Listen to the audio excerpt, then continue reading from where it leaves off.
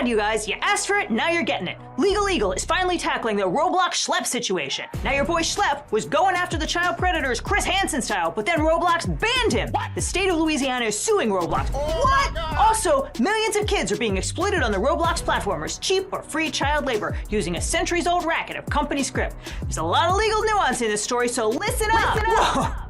Are we horizontal now? That's harder than it looks. Roblox is a billion-dollar online playground and creative sandbox with about 400 million active monthly users. About 40% of those users are under the age of 13. The YouTuber Schlepp earned a following in the millions by pretending to be a little kid and honey-trapping child predators in the game, and then exposing them on his channel to catch a predator style. He even uses images of Chris Hansen to confront his targets. But instead of celebrating Schlepp's vigilantism, the Roblox Corporation banned him from the platform, leading to widespread internet outrage. Avengers! California Congressman Ro Khanna put out a petition to force Roblox to do better by children on the site. And the state of Louisiana promptly sued Roblox, claiming that its claims to protect kids on the site amount to consumer fraud. So what is going on here? And are we maybe missing a broader point about legal online child exploitation? Let's start by talking about the Schlepp situation. But first, okay, I'm not gonna sit here in front of God and the internet and pretend that I know a lot about online gaming. But I do know that there are some very specific laws governing how websites have to protect underage users. So at the risk of becoming a Hello Fellow Kids meme, let's talk about Roblox. It was created in 2004 by developers David Baszucki and Eric Cassell, released to the public in 2006, and now has over 100 million daily users. Roblox is an online platform that allows users to create immersive gaming experiences inside the Roblox metaverse and then play around in them with other users they can talk to directly. It's kind of like Minecraft, but with Lego avatars and Technicolor graphics and millions of ways to spend money. The majority of Roblox's users are children under 16, and it takes just seconds for a child to sign up. You don't even need to give Roblox your email to create an account, although you do have to submit proof of age to access some of the age-gated experiences on the site geared toward older users. All right, this just showed up a few minutes ago. Exclusive for ages 17 plus games category. This shows up even before the popular page. That's partly because, unlike a lot of free social media platforms, Roblox claims its primary monetization model is not hoovering up your personal data and selling it, although it does share that data with advertisers, which is totally different. Instead, Roblox's revenue relies on millions of microtransactions involving its internal currency, Robux. Users can buy Robux and spend them inside the game's ecosystem to purchase access to content made by independent developers, like digital clothing or cosmetics, or even full-blown premium games. Roblox was wildly popular before COVID, and after kids spent 2 years in their houses clutching their iPads as their parents tried desperately to get work done, it became ubiquitous. Chances are, if there's a kid in your life, 10 or under, what they want for Christmas is Robux. But all that is taking place in this space where there's almost no existing legal regulation at all. So it's probably inevitable that this would happen. What is going on here? There's a lot of sketchy people out there on the internet that you probably don't want knowing your home address, phone number, or the real names of anybody in your family who plays Roblox. And it's not surprising because data brokers vacuum up your personal data from all corners of the internet and sell it to anyone who wants to buy it. But you can fight back and take control of your personal data by signing up for today's sponsor, Incogni. Incogni removes your personal data from online data brokers by searching the internet, reaching out directly on your behalf, and forcing those brokers to take your personal info down. If the brokers resist, Incogni will take care of that too, because Incogni fights back. Those data brokers are the reason why in the US you can search your name and find a bunch of websites that will give anyone your home address, phone number, and extensive history. It's shocking how easy it is to find all this information. It also might be why you're getting so many spam calls lately or even had your identity stolen. I've been using Incogni for years. In that time, you can see I've been on hundreds of lists, some of which had a high sensitivity score, meaning the broker had tons of data on me. Luckily, Incogni completed hundreds of takedowns for me over the years. I could never do this myself, so thank you to Incogni for weeks of work and adding me to over 40 suppression lists. And Incogni will continue to conduct ongoing removals because Even if the broker removes your data once, they can collect it and publish it again. So if online privacy is important to you, give Incogni a try. If you click on the link on screen or down below, you can try Incogni risk-free for 30 days with a 60% off discount and get a full refund if you're not into it. And if you keep it, you'll still get the exclusive 60% discount so long as you use our link or the code LegalEagle, all one word. So sign up for Incogni or we will see you in court. Roblox's users have long complained that the site does not adequately protect children from various abusive behaviors.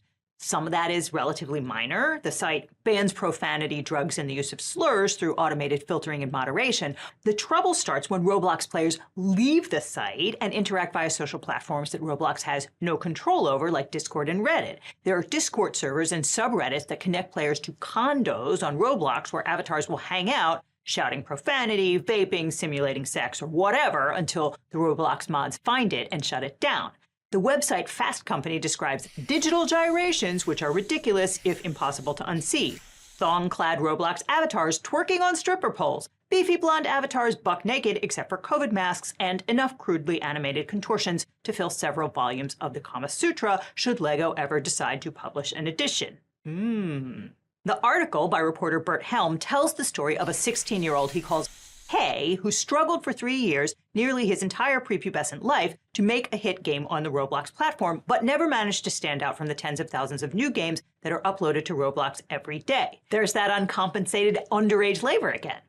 So Kay shelled out 1,000 Robux on Discord for the complete code for a condo game, which would allow Kay to replicate it with a few tweaks each time Roblox's content moderators shut it down. He fired up a Discord server and a VPN, made a bunch of burner accounts, and loaded round after round of an illicit condo selling nearly 3,000 Robux, which he spent entirely on Roblox items. After a week, Roblox's servers identified his computer and hardware blocked him. Another 13-year-old was better at masking his identity and set up a thriving business creating similar naughty hangouts and hawking swag. He claims to have netted $150,000 a month in Robux, or roughly $500, depending on whether that included Roblox's 30% haircut. I mean, that's a lot of work for a relatively meager payoff. And while you wouldn't want your first grader wandering into such a condo accidentally, it's hardly child endangerment. If anything, it's more like the old Chuck E. Cheese where you'd spend hours and hours playing arcade games in front of weird gyrating animatronic figures to win tickets that you could eventually exchange for useless crap. And just like the underground Roblox condos, you could even smoke at Chuck E. Cheese. R.I.P. in peace to everyone's favorite rat from Coney Island. But Roblox's critics say the problem isn't confined to kids doing normal kid stuff and trying to squeeze a couple bucks out of it. The site's moderators left games like Escape from Epstein Island up for weeks despite the obvious reference to the notorious pedophile. And those critics claim that the platform is rife with sexual predators who seek out young children and entice them to other sites like Discord or Snapchat, or solicit child sex abuse material from children and pay them in Robux. They say that the platform doesn't do nearly enough to protect users from this predation. And there's at least some anecdotal evidence that that's true. Last year, Bloomberg Businessweek reporters Olivia Carville and Cecilia D'Anastasio published an article called Roblox's Pedophile Problem that told the story of a guy who went by the name Dr. Rofotnik on the platform and ran a popular experience called Sonic Eclipse based on Sega's Sonic the Hedgehog character. Rofotnik hired young kids to manage administrative and design tasks for him, paying them in Robux. Oh, hi again, child labor enriching a giant multinational corporation. Rofotnik was also sending wildly inappropriate messages to children, often misspelling words or adding spaces to evade censors. Rofotnik was outed by a YouTuber named Ben Simon who goes by the name Ruben Sim. Sim has his own complicated history with Roblox, but let's come back to that in a second.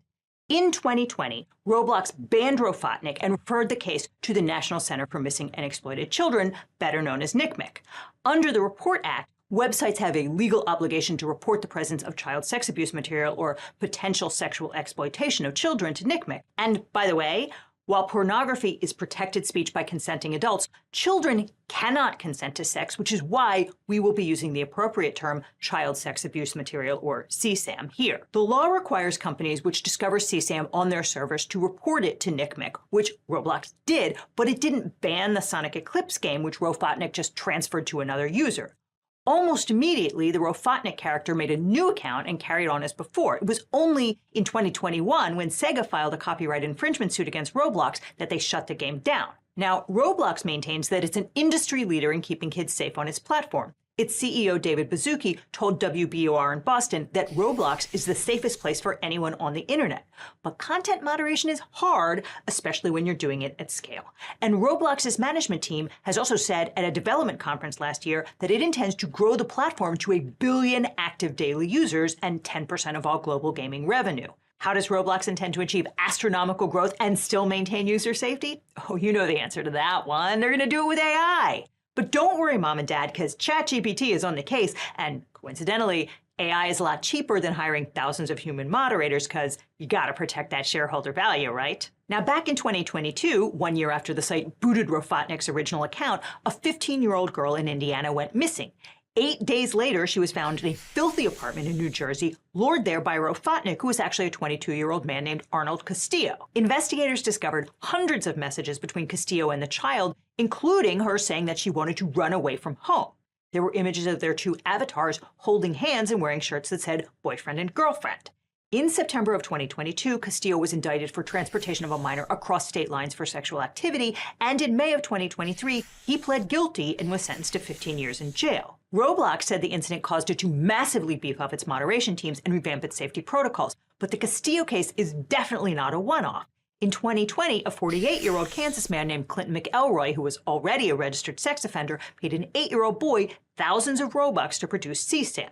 McElroy is now serving a 40-year prison sentence in Florida. In fact, dozens of men have been arrested for using Roblox to approach young children for sex or sexual imagery, and at least 6 of those men were apprehended thanks to a YouTuber named Schlep. Schlep is a YouTuber who claims that as a child he was groomed for sexual exploitation on Roblox.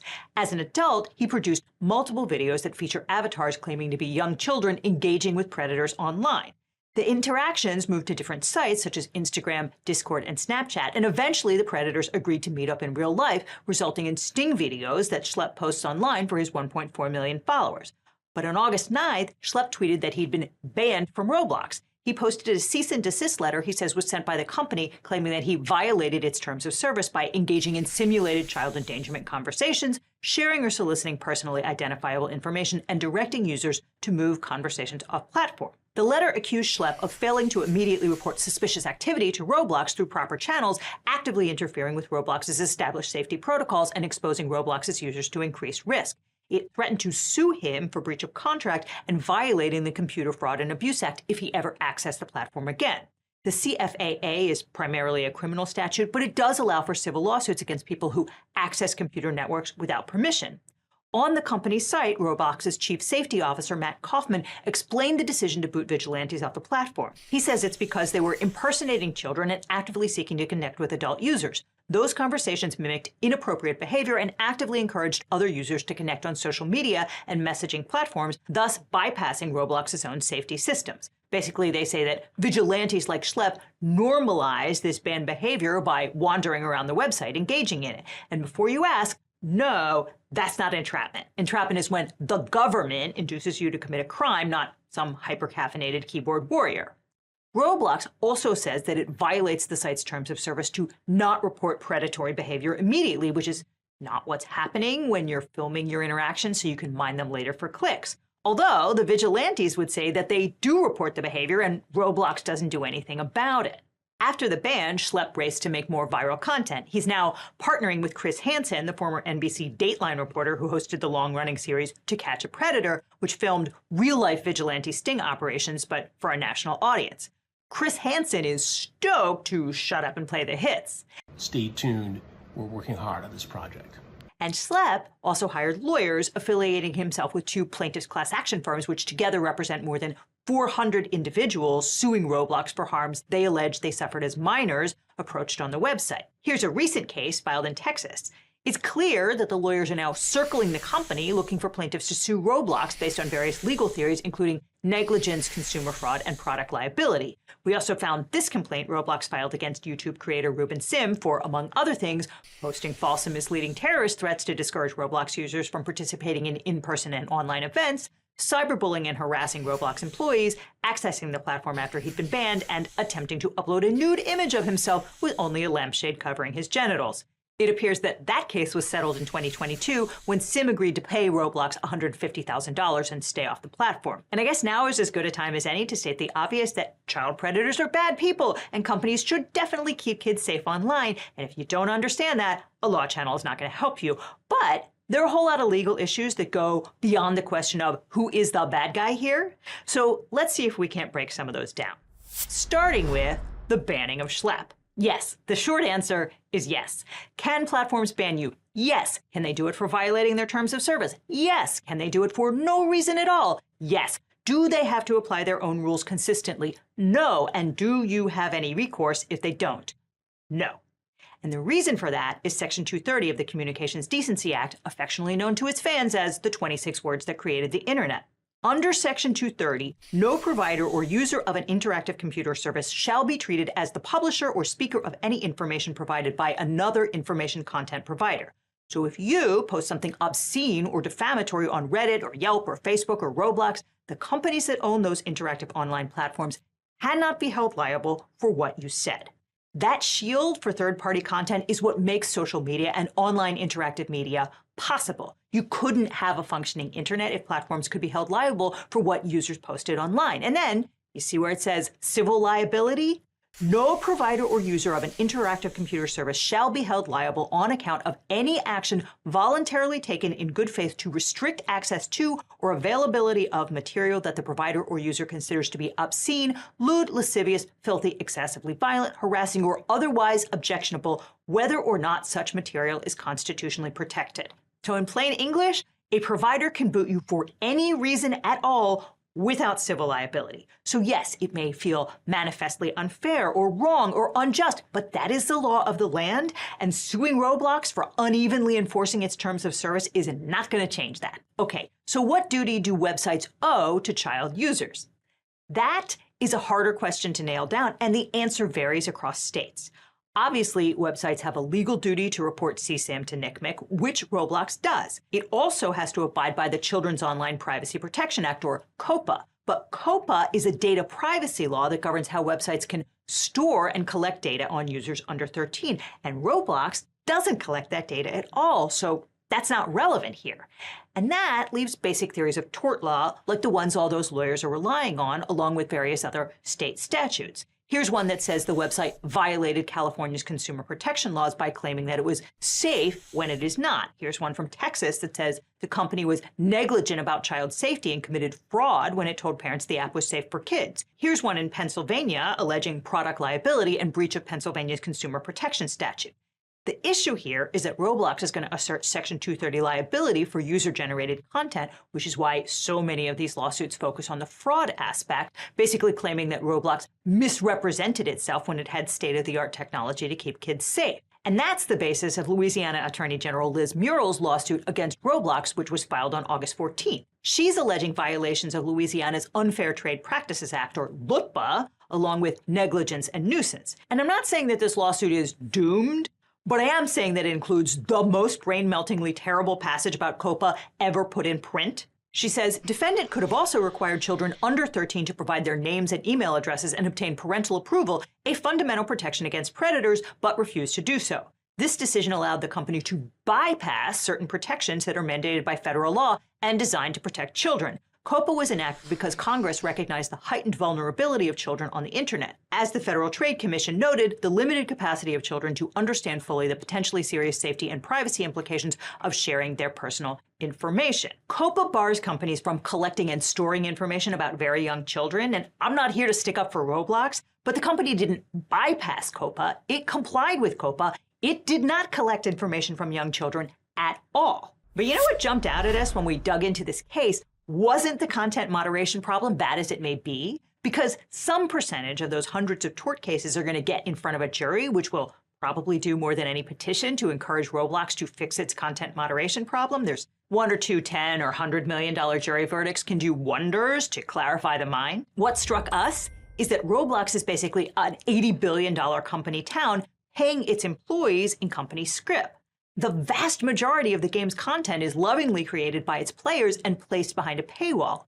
Roblox encourages users to become developers and create new content for the company by offering to share the profits. But Roblox Corporation pays those third-party developers in Robux. And Roblox prints that currency and can set whatever exchange rate it wants.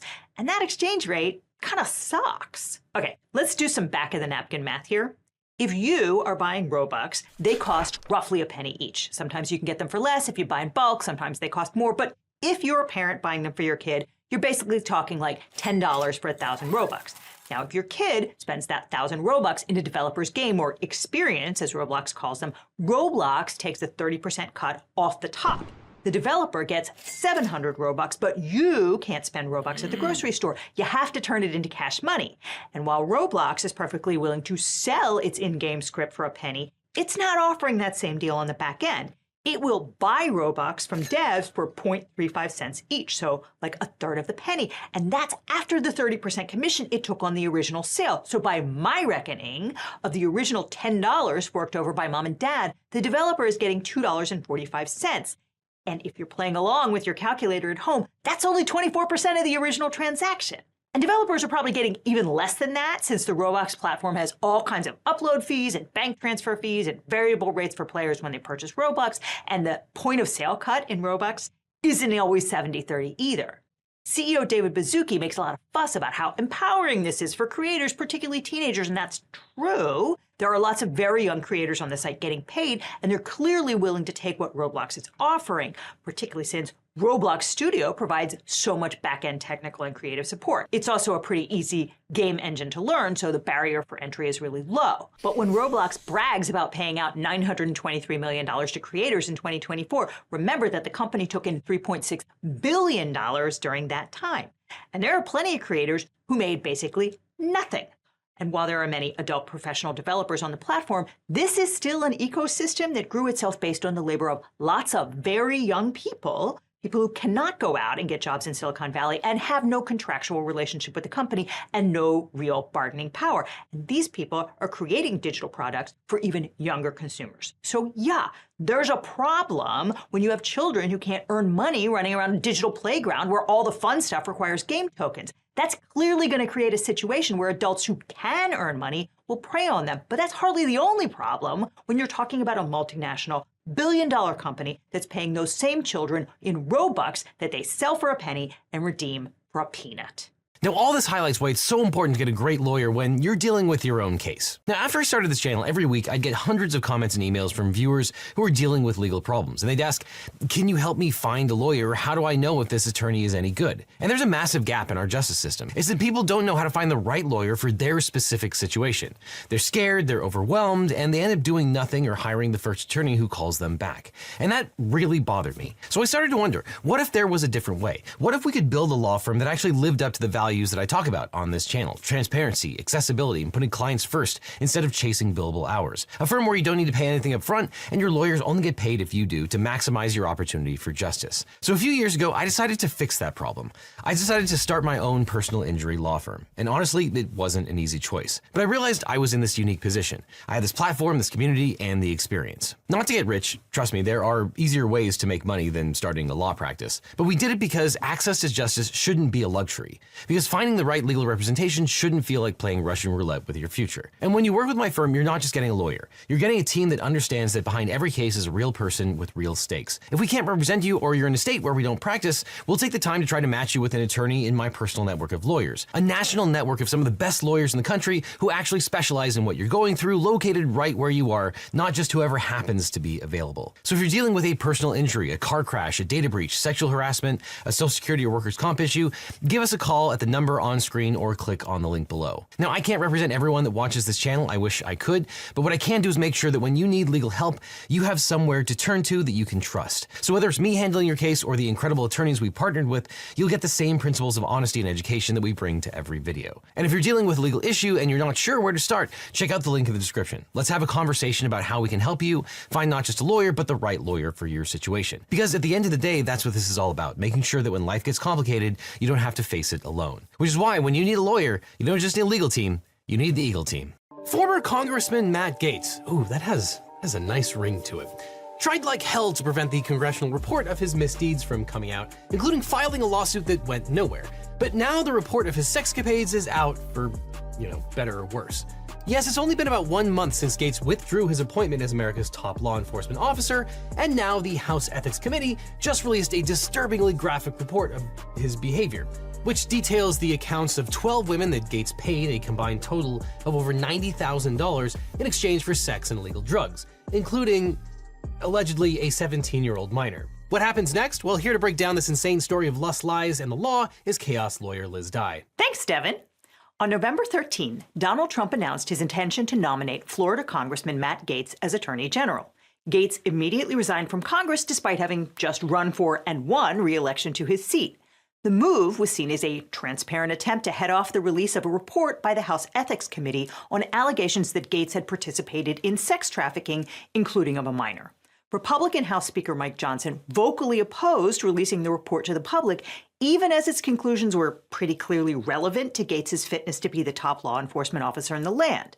But Gaetz's notoriously obnoxious behavior, including his habit of whipping out his phone to show off nude pictures of his sex partners, was no secret in D.C. This is a guy that the media didn't give a time of day to after he was accused of sleeping with an underage girl.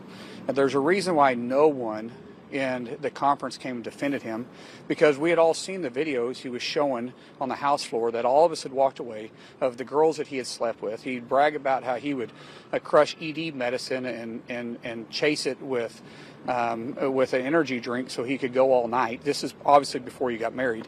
For the record, that was then Congressman, now Oklahoma Senator Markwayne Mullin, who said he might still consider voting for Gaetz as Attorney General. But Mullin aside, it became clear almost immediately that the Senate would never vote to confirm Gaetz.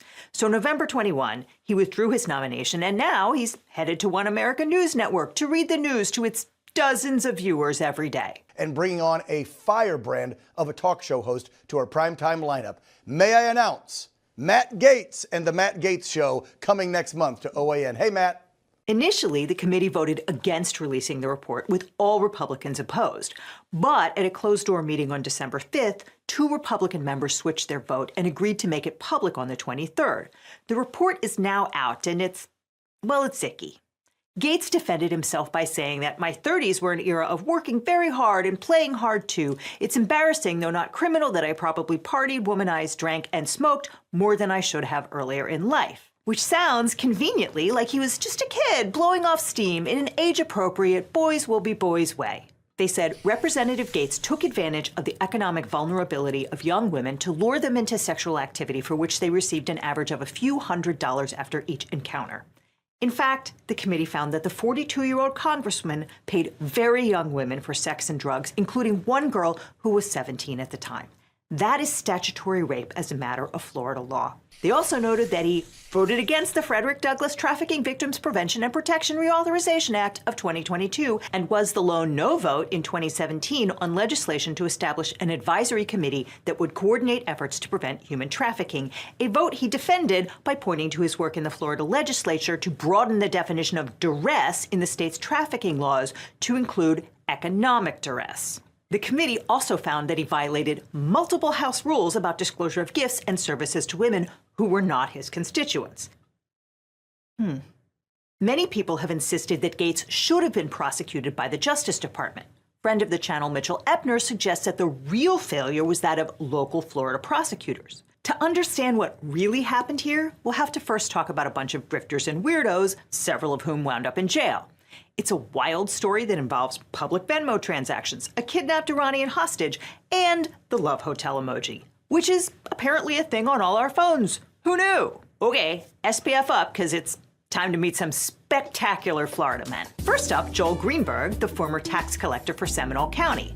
Under Florida law, tax collectors are elected officials responsible for collecting taxes, obviously, but also for issuing various permits and government documents, including driver's licenses. Greenberg is currently in jail for committing a truly wild array of crimes. He once caused a fire in a county building where he'd commandeered the county's servers to mine bitcoins. He doled out $3.5 million in state government contracts to various friends and acquaintances, including the groomsmen at his wedding.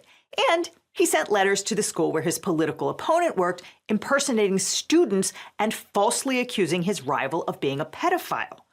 But what brought him into the ambit of federal investigators and eventually ensnared Gates was Greenberg's habit of generating fake state IDs for himself and for the women he was sleeping with. On Monday, April 16, 2018, an employee at the Lake Mary branch of the tax collector's office opened up shop and discovered that the alarm wasn't on. She also found a bunch of expired driver's licenses, which were supposed to be shredded, strewn all over Greenberg's desk. She reviewed the security camera footage where she saw that Greenberg had been in the office with an unidentified man. And when the employee texted, Greenberg responded that he'd been showing Congressman Gates what our operation looked like. You know, on the weekend, in the middle of the night, as one does. When Greenberg got picked up by the feds in 2020 for stalking his political opponent online, he had at least 5 fake IDs on him, which is why the cops went and talked to the people at the Lake Mary office, and that's how they got to Gates. Because as soon as the FBI started pulling at the threads of Greenberg's nasty personal life, they found that he was inextricably tied in with Gates's own sordid stuff. Greenberg recruited very young women off the sugar daddy website Seeking Arrangement, paying them to spend time with Greenberg, Gates, and their male friends. The arrangement included sex and often drugs. And one of those girls turned out to be a 17-year-old high school junior, which meant that she could not legally consent to sex with an adult over the age of 24 under Florida law. In June of 2020, Greenberg was charged with stalking and identity theft. And in August of 2020, the Justice Department filed a superseding indictment against him for child sex trafficking, which meant that the feds had a very sleazy person in custody with a very strong incentive to say absolutely anything that might save his skin. In early 2021, the New York Times reported that Gates was under federal investigation for sex trafficking in relation to the 17-year-old girl. Gates insists that this was a politically motivated act by Joe Biden's henchmen. But the reality is that the investigation began during the waning days of the last Trump administration when Bill Barr was still the Attorney General. And while the investigation was still going on behind closed doors, reporters were hot on the trail. Although, to be fair, they didn't have to dig very deep since Gates and Greenberg both let their Venmo history public until well into 2021. The Daily Beast reported that in May of 2018, Gates Venmoed Greenberg $900, writing in the memo line, "Hit up," with the name of the 17-year-old girl. The next morning, Greenberg Venmoed the girl and 2 other women in 3 separate transactions denominated as school, and tuition, totaling $900. Gates denied paying women for sex, telling the Daily Beast, "The last time I had a sexual relationship with a 17-year-old, I was 17. But before it dawned on him that he would be wise to make his Venmo private, reporters Jose Pagliari and Roger Sullenberger clocked thousands of dollars Gates sent to Greenberg, including one transaction for $300 on November 1, 2018, with the love hotel emoji in the memo line.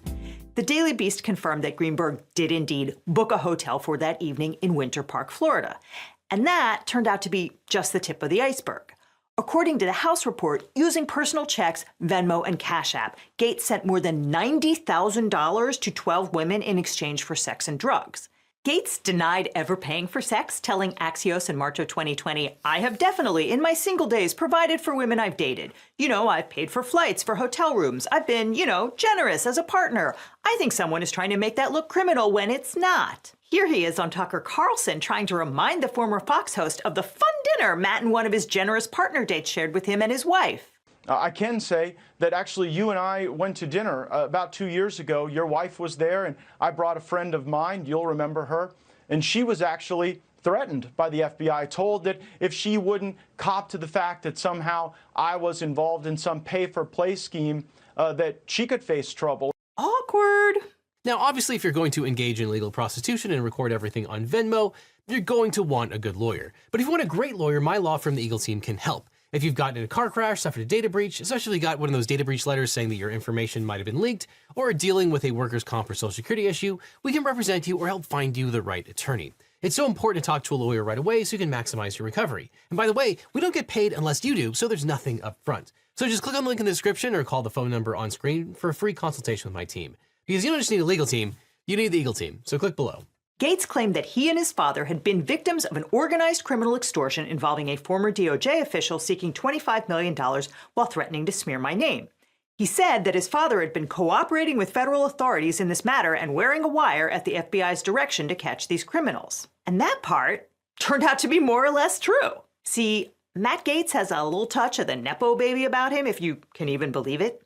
In fact, his daddy, Don Gaetz, was a highly successful businessman who served as president of the Florida State Senate between 2012 and 2014. On March 16, 2021, with rumors swirling that Gaetz would be indicted, his father got a text from a former Air Force intelligence officer named Bob Kent saying that his son Matt was about to be federally indicted, but he, Kent, had a plan to make his future legal and political problems go away. Now, stick with me here, because this one's really crazy. Kent and his backer, Florida businessman Stephen Alford, were obsessed with a former FBI agent named Robert Levinson, who went missing in Iran in 2007. Levinson was reportedly on a CIA mission, but he was in poor health, and in 2020, the government told his family that they should presume he was dead, which they did, filing a wrongful death suit against the Iranian government and securing a $1.4 billion award to be paid out of Iranian assets frozen in U.S. coffers since 1980. But for reasons not entirely clear, Alfred and Kent thought that Levinson was alive, or they said they did anyway. So they texted Don Gaetz, if you and your son are willing to help us privately and clandestinely obtain the release of Robert Levinson, I will ensure that Matt is on the plane that delivers Levinson to his family, thus making him the most sought-after public figure in the world for his efforts to obtain Levinson's release. Then my partner will see to it that Matt receives a presidential pardon, thus alleviating all his legal issues. I think the theory here was that if Gaetz was somehow the guy who brought Levinson home, Biden would have to pardon him because you're allowed to commit sex crimes if you're a national hero. All they wanted from Don Gaetz was a $25 million loan to be repaid out of the federal reward. Alfred and Kent dubbed the plan Project Homecoming and laid out the details in a memo which they delivered to Don Gaetz. But of course, Papa Gaetz wasn't an idiot. He immediately called the FBI to report that he was being extorted and was presumably wearing that wire the whole time, as his son had said. Alford was indicted in 2021 and pled guilty to 1 count of wire fraud. He's currently a guest of the United States government and will be for a couple more years at least. None of which has anything to do with whether or not Matt Gaetz committed crimes, but it doesn't make it easier to indict him. What it did was allow him to throw glitter in the air and claim that he was being targeted by the DOJ. What is happening is an extortion of me and my family involving a former Department of Justice official. Tonight, I am demanding that the Department of Justice and the FBI release the audio recordings that were made under their supervision and at their direction, which will prove my innocence. On April 9th, 2021, the House Ethics Committee announced that it was investigating public allegations that Representative Matt Gaetz may have engaged in sexual misconduct and/or illicit drug use, shared inappropriate images or videos on the House floor, misused state identification records, converted campaign funds to personal use, and/or accepted a bribe, improper gratuity, or impermissible gift in violation of House rules, laws, or other standards of conduct. That investigation got sidelined for 2 years after the Justice Department asked the Ethics Committee to back off and let the criminal investigation take precedence.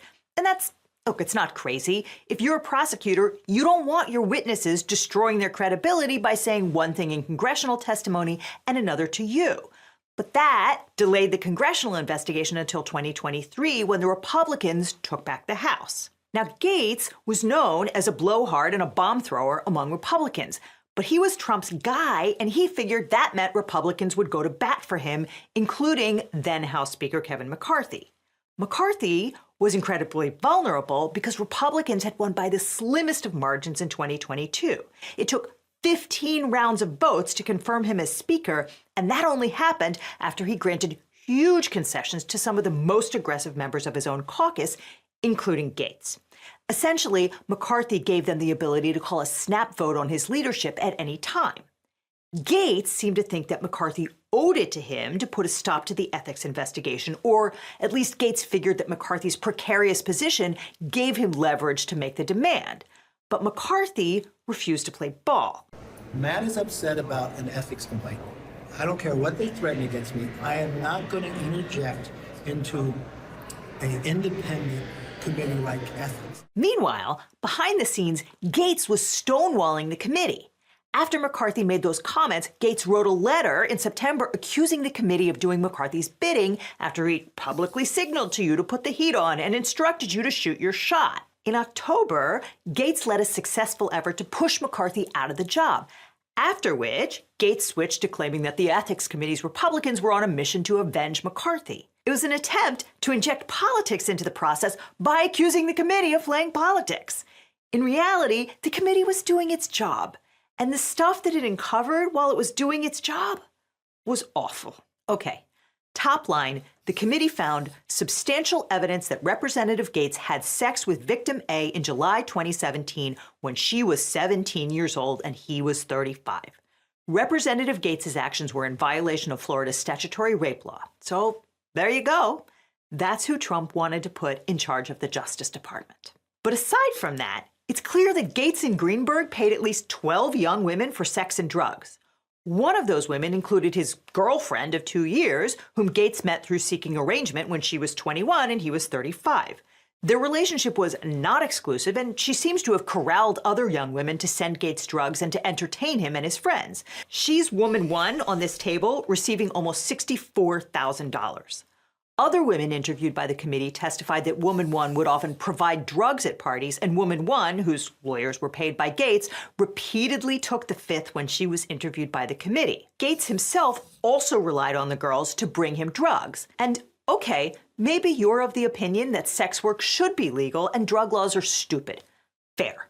The problem is that these very young women were plied with drugs and alcohol in situations where it's not clear that they were really able to consent to having sex with multiple men and women in an evening. The committee wrote, while all the women that the committee interviewed stated their sexual activity with Representative Gates was consensual, at least one woman felt that the use of drugs at the parties and events they attended may have impaired their ability to really know what was going on or fully consent. Indeed, nearly every woman that the committee spoke with could not remember the details of at least one or more of the events they attended with Representative Gates and attributed that to drug or alcohol consumption. The girl who was 17 at the time of her encounters with Gates testified to the committee that when I look back on certain moments, I feel violated. I thought all these people were my friends. I know now that they're not. And as exploitative as that was, Gates and Greenberg didn't always pay up as promised. Here's Gates' girlfriend, woman one, explaining that the guys are a little limited in their cash flow this weekend, so Matt was like, if it can be more of a customer appreciation week. So if you had on your bingo card, guy most likely to demand a freebie from a teenage sex worker, hey, congrats. Other texts show him docking the compensation for one woman because he didn't think she'd stayed long enough, which kinda undercuts the claim from most of these women that this wasn't prostitution or, as Gates put it, sending funds to women he dated. And in fact, the committee said plainly that Gates enticed and procured women to engage in sexual activity for hire and purchased the services of women engaging in sexual activity for hire in violation of Florida state law. Note, that's a state law and not a federal law. The committee investigated whether Gates participated in sex trafficking, particularly with regard to a trip to the Bahamas in 2018. Gates and two other men spent 3 days partying with 6 women, the youngest of whom was 18. Gates is reported to have taken ecstasy and had sex with at least 4 of the women on that trip. At other times, he paid for women to come from Florida to D.C. or New York, including in January of 2019 when Gates appeared as a guest host on the Fox News show Outnumbered. After he went on air to call Senator Elizabeth Warren Sacagawea, the group went to a Broadway show. A lawyer for one of the women told ABC that the show was Pretty Woman, which is honestly a little too on the nose. Ultimately, the committee concluded that they did not find sufficient evidence to conclude that Representative Gates violated the federal sex trafficking statute, although Representative Gates did cause the transportation of women across state lines for purposes of commercial sex. The committee did not find evidence that any of those women were under 18 at the time of travel, nor did the committee find sufficient evidence to conclude that the commercial sex acts were induced by fraud, force, or coercion. They did, however, find that Gates violated House rules on accepting gifts. He failed to disclose that he flew back from the Bahamas on a private plane, a gift valued in excess of the $250 limit under the House gift rule. Gates tried to hide this by indignantly pointing to his travel itinerary, which showed him flying out of Washington Dulles Airport on a commercial flight. When the committee pointed out that he'd forgotten to say how he got home, he got very snotty. He said, "My travel to the Bahamas was a result of my purchase of American Airlines tickets with my personal funds, and it goes without saying that I was not reimbursed by anybody. Does the committee also have an interest in every dollar I spent in the Bahamas on food, refreshments, and other travel provisions such as sunscreen?" That was one of the reasons the committee found that Gates obstructed the investigation, violating his duty of candor as a member of Congress. They also found that he violated congressional rules with respect to constituent services, using official resources to help a woman he was having sex with expedite her passport renewal. In fact, she wasn't his constituent at all. It was incredibly damning, and the committee members also had some very harsh words for the Justice Department. Remember how the Ethics Committee delayed its own investigation by 2 years to avoid interfering with the DOJ's criminal inquiry? That inquiry was closed without charge, which Gates pointed to as evidence of his complete exoneration. That's not what that means, but let's come back to that one in a minute. The committee said that many of the women it interviewed also gave statements to DOJ and urged the committee to rely on those statements in lieu of requiring them to relive their experience. They were particularly concerned with providing additional testimony about a sitting congressman in light of DOJ's lack of action on their prior testimony. The report complained that DOJ refused to provide the relevant statements and other significant evidence to the committee. DOJ cited internal policies about protecting uncharged suspects like Representative Gates, general concerns about how DOJ's cooperation with the committee may deter other victims in other matters, and various inapposite policies relating to congressional oversight of DOJ itself. But that's mostly part of a, for lack of a better term, ongoing pissing match between Congress and the executive branch. Because Congress always wants to get its hands on investigative materials in high-profile cases, and the DOJ never wants to give it to them. In some cases, that's because it can't. It's illegal to disclose grand jury materials without permission of the court, but it would be terrible public policy for Congress to be able to seize and publish internal police investigations of people who were never charged. Who would ever talk to the FBI if that were a possible outcome? And there's just no way to make an exception to this rule that only covers villains like Matt Gaetz. So yeah, you can sympathize with the women here who would have preferred not to be interviewed again by Congress, but you kind of have to put that criticism in context. But let's come back to Gaetz's claim of exoneration, because a lot of people have said that the Justice Department screwed up by not indicting him. And that includes the committee, which accused the DOJ of not doing right by the 17-year-old girl who cooperated with the DOJ's investigation for years and was let down by the justice system when reports circulated that the DOJ would be unlikely to pursue charges against Representative Gaetz. First of all, we have no idea why Gaetz wasn't charged. Again, we haven't seen the internal investigative materials, but we can make some educated guesses. For one thing, the Fed's key witness is Joel Greenberg, who did all the cooperating he possibly could have done, delaying his sentence multiple times, and he still got 11 years. When Judge Gregory Presnell sentenced him, he said he'd never seen a defendant who has committed so many different types of crime within a relatively short period like those crimes committed by Mr. Greenberg. To say that Greenberg has credibility problems is a massive understatement. And the committee itself said that it would not rely exclusively on information provided by Mr. Greenberg in making any findings. Second, the Mann Act, which prohibits transporting individuals across state and national lines for the purposes of prostitution, is a problematic statute for a whole host of reasons. Let's start with the fact that it was originally known as the White Slave Traffic Act of 1910, and one of the first successful prosecutions was of heavyweight champion boxer Jack Johnson, who was black and faced repeated arrests under the Mann Act for traveling in the company of white women. It's historically been used to criminalize sexual relationships that society finds unacceptable by characterizing them as prostitution and/or sex trafficking. And although the law has been amended, it's still so broad that the Justice Department charges under the Mann Act only where there is evidence of a victim of severe forms of trafficking in persons. And whatever you think of Gaetz, this is clearly not that. Third, the ethics report itself didn't find that Gaetz violated any federal laws. The youngest woman who traveled with him to the Bahamas was 18, so there was no trafficking of a minor. And if you can't charge under the Mann Act, then the only thing left was violation of Florida state laws. I mean, okay, sure, maybe the feds could have indicted him for the Molly or for having the women mail him marijuana cartridges, but come on, As the Ethics Committee concluded, Gates violated House rules, which are not prosecutable, and he violated Florida's statutory rape and prostitution laws. So maybe the real question here isn't why didn't Attorney General Merrick Garland indict Gates, it's why didn't Florida prosecutors do it, since they had access to the same media reports suggesting that he paid a 17-year-old girl for sex that Congress and the DOJ did. There was nothing stopping states' attorneys in Florida from stepping up to the plate here, and they don't even appear to have investigated. So while you're looking at people to be mad at, maybe direct your age a little further south. Matt Gaetz had at least a week's notice that this thing was going to drop on Monday the 23rd, but he still waited until that morning to file a motion in federal court in D.C. demanding that the committee not release the report. The case was always doomed to fail. The courts really do not get to tell Congress how to conduct its business. It's kind of fundamental to the Constitution. But the way it went down was exceptionally silly. The case was immediately flagged for being procedurally defective in 3 different ways. At about 10:30 a.m., the report went live on the Ethics Committee website, at which point Judge Amit Mehta demanded that Gates explain why this matter should not be dismissed with prejudice for lack of subject matter jurisdiction, insofar as the case appears to be moot in light of the House Ethics Committee's public disclosure of the report, whose release plaintiff seeks to enjoin. Gates was forced to admit that his complaint was indeed moot, and Judge Mehta dismissed the case before close of business. Gates spent that Monday tweeting through it and has since reposted messages from hundreds of supportive fans.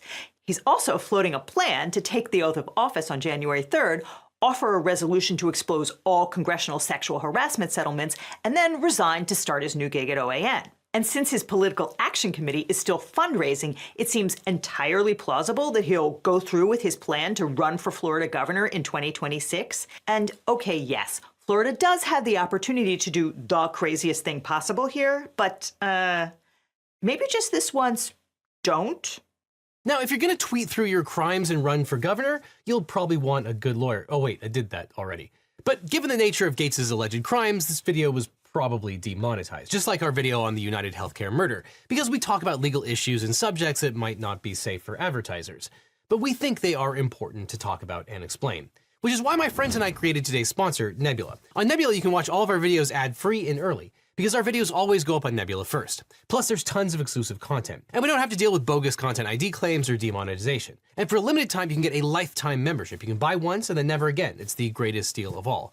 Now, I know tens of thousands of you signed up for Nebula using the CuriosityStream bundle, but unfortunately that's over because they broke it. So if you'd like to support this channel, the only way to ensure that the money you spend on Nebula goes to us is to sign up directly. And if you're new here, Nebula includes tons of exclusive videos from me, original series from your favorite people, movies, plays, classes, and more. I've heard it described as Netflix for people who like trains, with your favorites like Johnny Harris, Neo, Jet Lag, Real Engineering, Real Life Lore, and your most favorite Legal Eagle. And exclusives on Nebula are getting really good. For example, I can't wait for my friend Patrick Willems' film called The Dinner Plan, starring Griffin Newman, John Hodgman, Miriam Shore, and Zach Cherry, among other famous stars. You can also see my feature-length documentary, Bad Law Words Good, and other Nebula exclusive content, including my full-length interview with the screenwriter of My Cousin Vinny, and my Not Safe for Work video about lawsuits that are too hot for YouTube. Because what's truly special about Nebula is it's a creator-owned platform built by me and other YouTubers and podcasters, and because it's a subscription service, we get to work on larger, higher-budget productions than we ever could anywhere else. It's becoming the answer to the question, how do you get Hollywood-level production value without Hollywood-level BS? And for those of you that want to share everything Nebula has to offer with your friends and family, Nebula is now offering annual gift cards. So if you sign up using my link that's on screen right now, you can give a year of Nebula to a friend for 40% off the yearly subscription. A year of the best content for just $36. And that's a gift that you can give to yourself, by the way, because you deserve it. So get 40% off of you or a friend's yearly subscription at just $36 a year. That's $3 a month for all of your favorite content, or you can check out the lifetime deal where for $300, you get access to Nebula forever. We're investing in more big concept, high octane Nebula originals, and your lifetime subscription goes towards that investment. In a way, lifetime is the best possible deal of all. And either way, you'll get all my videos early and get access to the exclusives, support the ambitious projects that my friends and I are working on, all in our own streaming site. So sign up now and get you or a friend 40% off of Nebula at $36 a year, or get the incredible lifetime deal by clicking on the link below.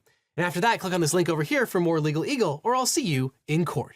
Fox News pays almost $800 million to Dominion Voting Systems because it was going to get screwed at trial. And while this settlement isn't going to fix democracy, it's definitely going to sting. Yes, the 2020 election is over and the winner is, well, no one. 3 years and one attempted overthrow of the government later, half the country still believes that there was major election fraud. That's because conservative media outlets like Fox assured them that it was true.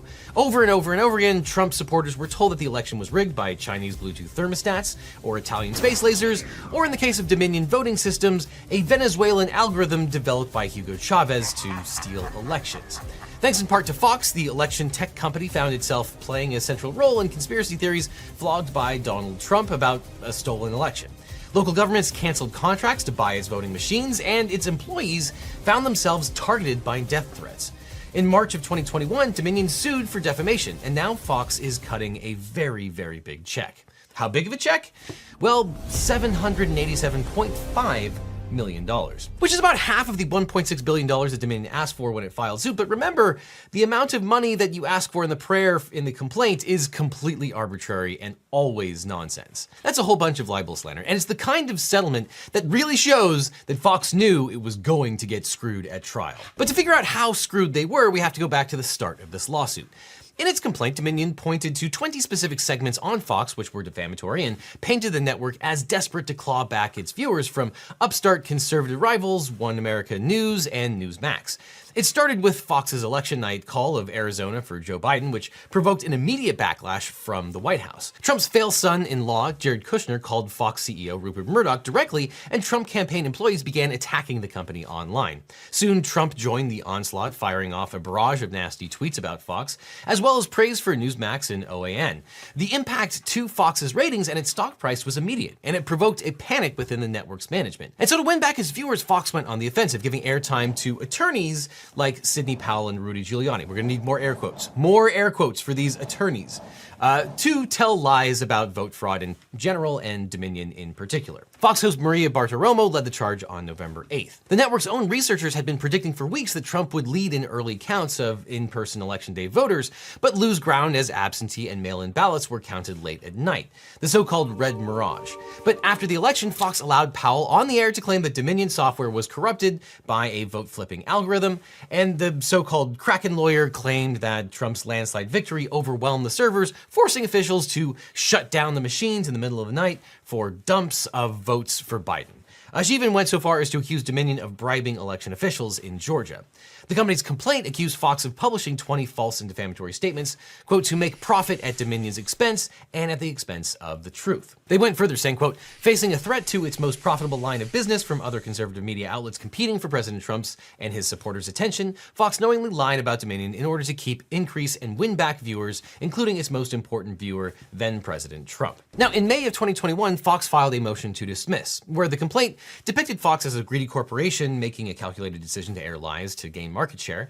The network's response described it as a warrior for the First Amendment. Quote, the press must remain free to cover both sides, or there will be a free press no more. Fox argued that Dominion had failed to meet the legal bar for defamation of a public figure. Under the actual malice standard set up by the Supreme Court in the 1964 case of New York Times versus Sullivan, a plaintiff has to prove that the defendant either knew that the statement was false or was so reckless in deciding to publish the information without investigating whether it was accurate that it literally did not care whether the statement was true or false. Now, Fox alleged that it had no knowledge that the claims about Dominion rigging the vote were false when it aired them, and it pointed to Trump's allegations about the widespread fraud and the recounts going on at the time in multiple states as proof that the stories about vote dumps and algorithms were inherently plausible. And it also put forward two specific defenses that are often confused. One is the neutral reportage defense, in which media outlets are protected from libel charges when they accurately and objectively report newsworthy claims made by prominent groups against public figures as part of an ongoing controversy.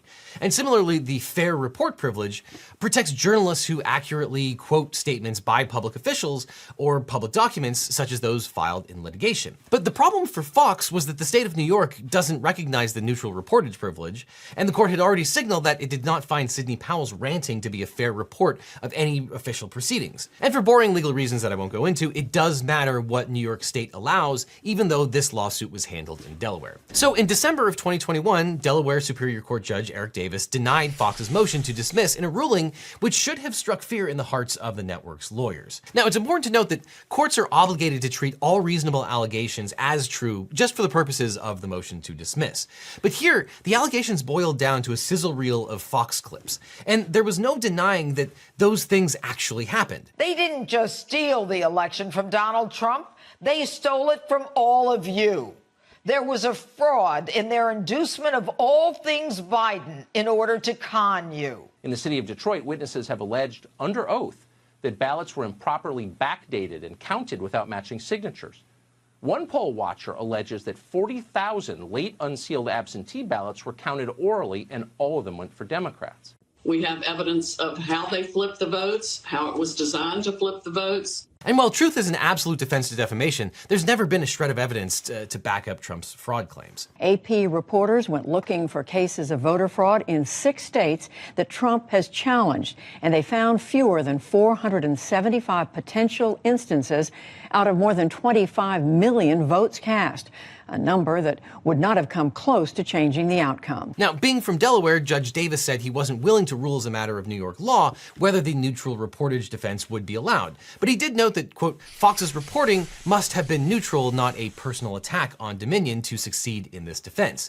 And, quote, Dominion's well-pleaded allegations support the reasonable inference that Fox's reporting was not accurate or dispassionate. And as for the fair report privilege, the court noted that the complaint supported, quote, the reasonable inference that Fox's reporting, 1, was not fair or true, and 2, did not concern an official proceeding.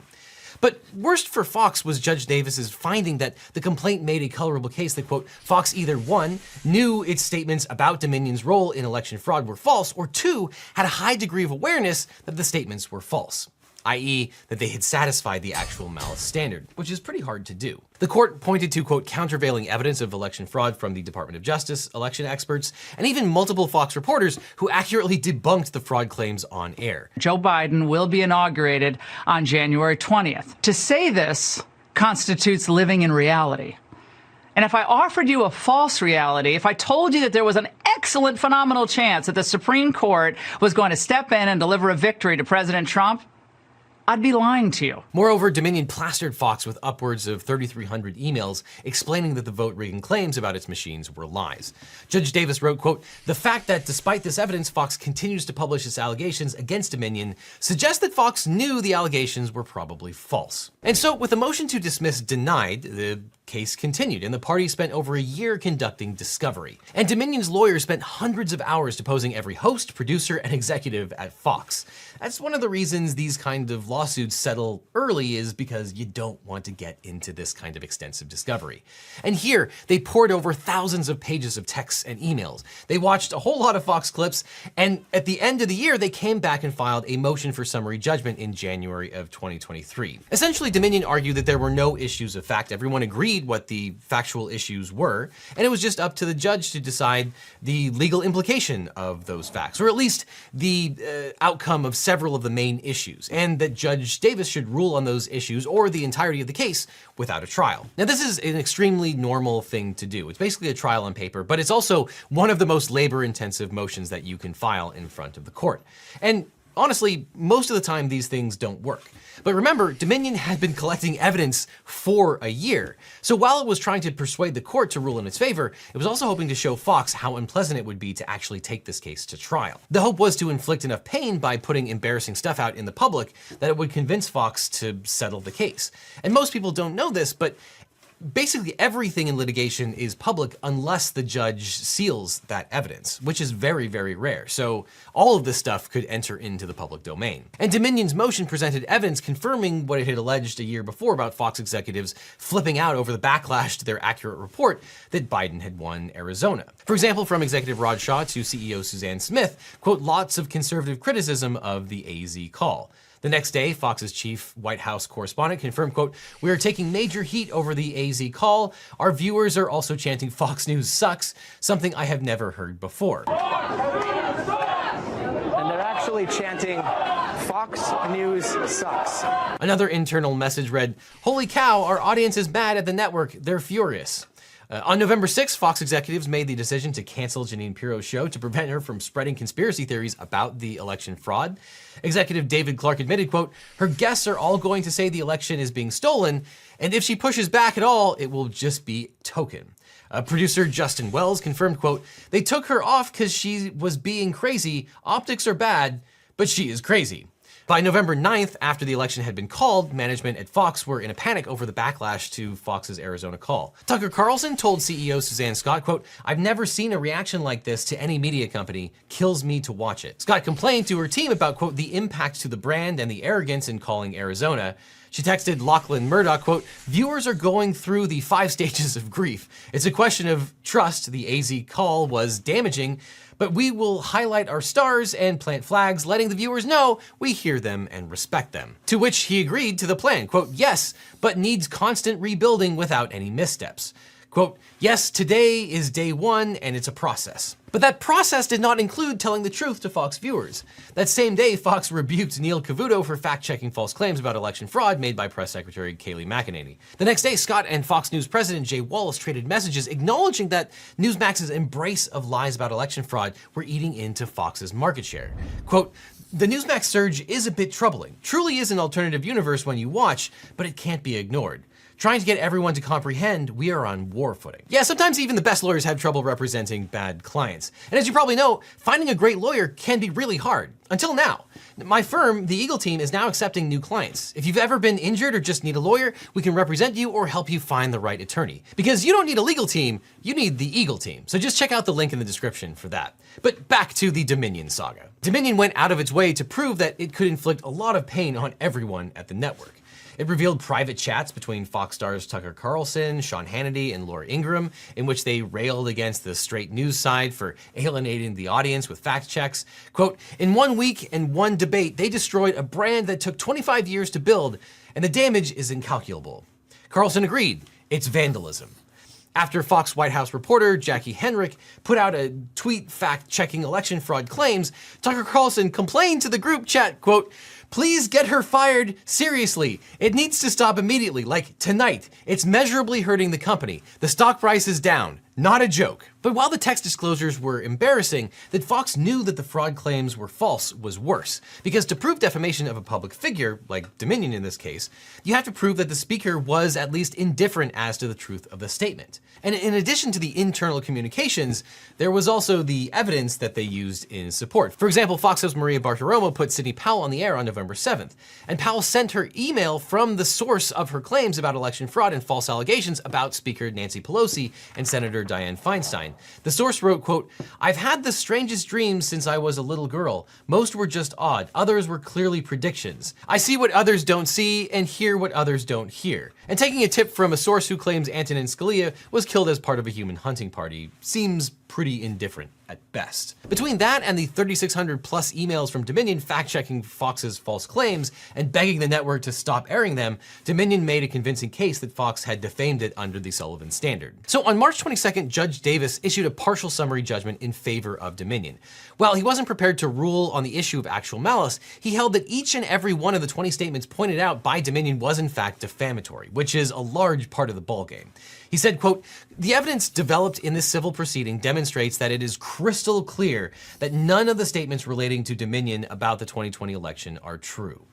You know, when a judge writes in all caps that it's crystal clear, that's a bad sign.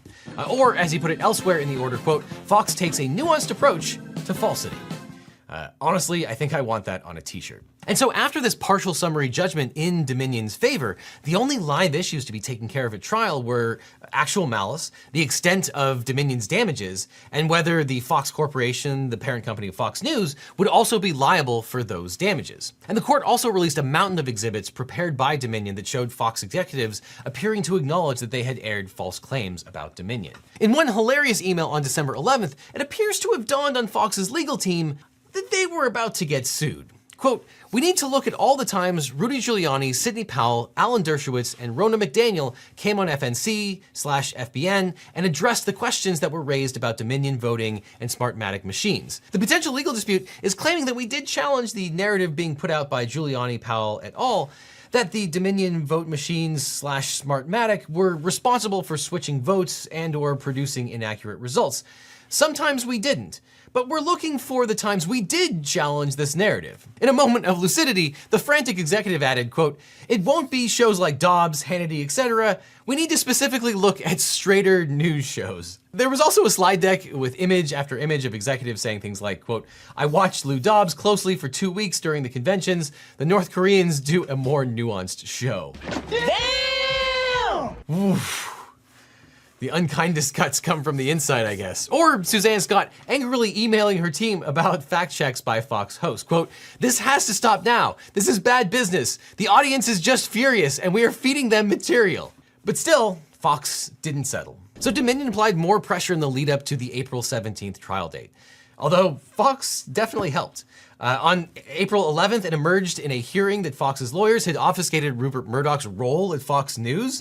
While the Murdoch family patriarch is the CEO of Fox Corporation, it was only last week that it emerged that he also holds a position at Fox News. This was significant because of the issues of actual malice and the potential liability of the parent company, and Judge Davis was not amused. He said, quote, "You have a credibility problem. I need to feel comfortable that when you represent something, to me, it's the truth."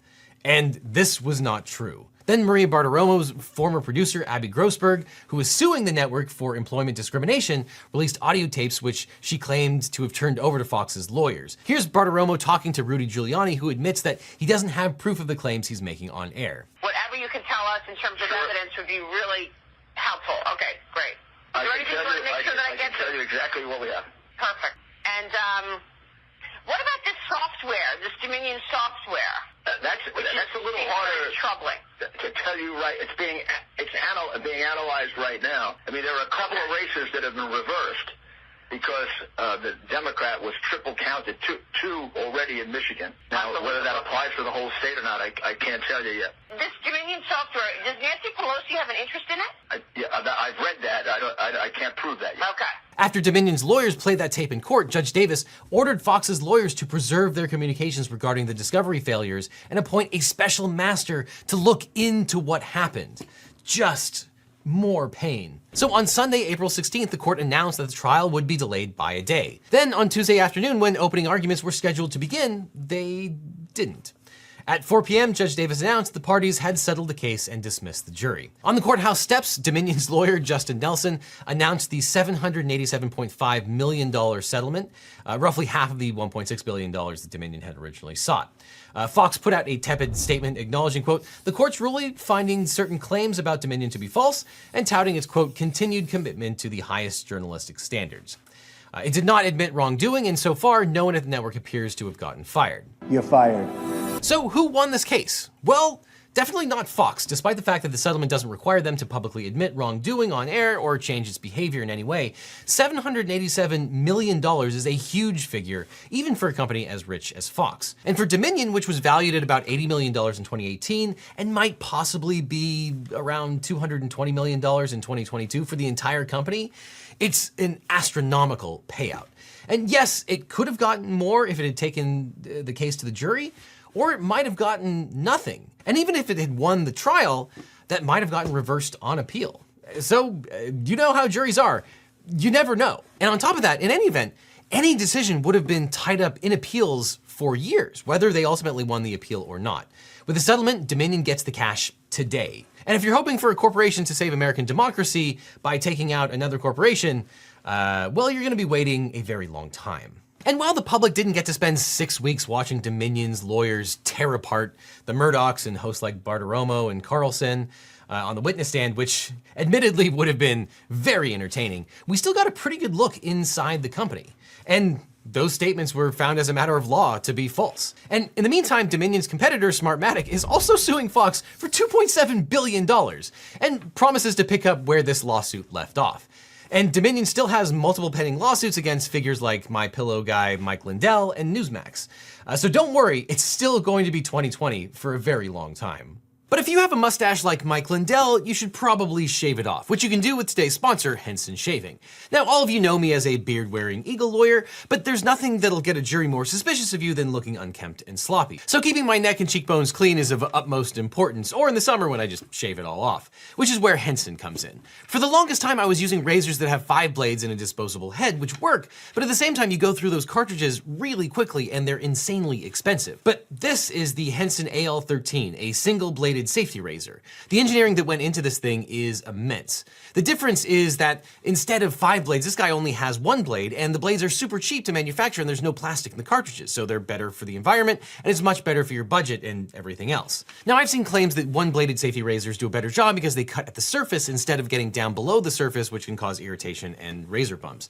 But to be honest, I can't tell a difference, which is actually great because you don't have to spend $50 for a pack of 5-bladed cartridges that will only last a few weeks. Now, this razor is made using CNC machines to aerospace standards, and the razor is really clever because they designed it in a way that is idiot-proof to make sure that the blade is seated 13 1/1000ths of an inch past the shave plane every time. Henson blades only cost 10 cents, so a year's worth of shaving could only cost $3 to $5. But with my promo code, you'll actually get 100 blades free, which could last for years. And that's why I'm not trying to sell you a subscription. Henson just makes good quality razors. So if you decide you want to invest in a quality safety razor that works and will be drastically cheaper to own than the competitors, click on the link that's on screen right now or down in the description and select which razor you'd like out of a variety of different colors. Then, as I said, use the promo code LegalEagle and you'll also get 100 stainless steel double-edged replacement blades for free. So again, click on the link below and use the promo code LegalEagle to get 100 free blades with your purchase.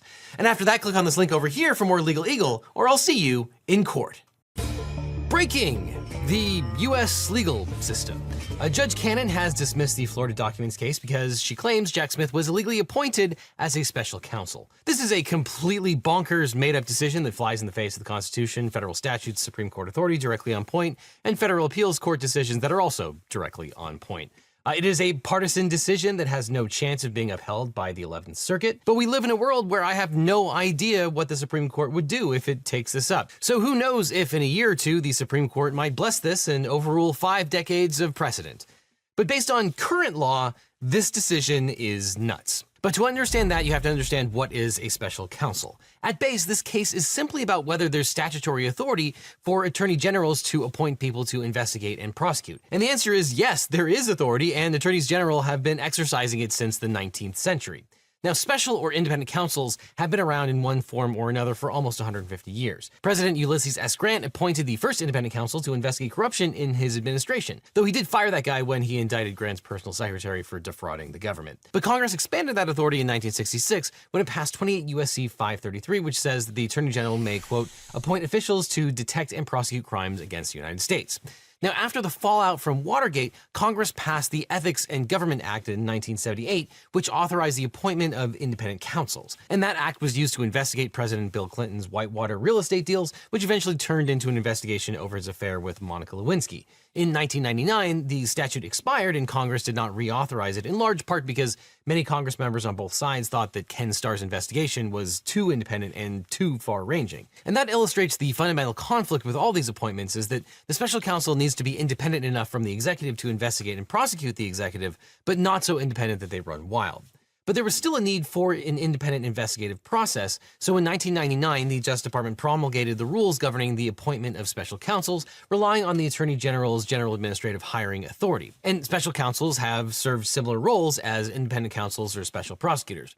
The Attorney General generally has the authority to appoint, supervise, and remove them, and that means that neither Congress nor the President can unilaterally fire a special counsel. And in the last 3 decades, there have been many special counsels on both sides of the aisle, including the Russia investigation led by Republican Robert Mueller, the investigation of Joe Biden for retaining government documents led by Republican Robert Hur, the investigation of whether Mueller was too mean to Trump led by Republican John Durham, and the investigation of Hunter Biden, which was led by Republican David Weiss. But it is odd that while the targets of the investigations have been on both sides of the aisle, the special counsel has almost always been Republican. But on November 18, 2022, Attorney General Merrick Garland issued an order appointing John Smith as special counsel after Donald Trump announced his candidacy for president.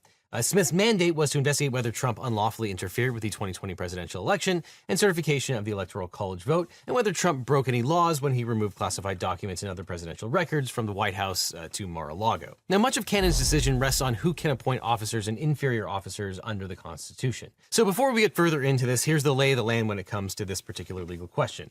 Article 2, Section 2, Clause 2 of the Constitution is the Appointments Clause. It grants the president the, quote, power to appoint with the advice and consent of the Senate, ambassadors, other public ministers, and consuls, judges of the Supreme Court, and all other officers of the United States whose appointments are not herein otherwise provided for, and which shall be established by law. It goes on to say that, quote, Congress may by law vest the appointment of such inferior officers as they think proper, in the president alone, in the courts of law, or in the heads of departments.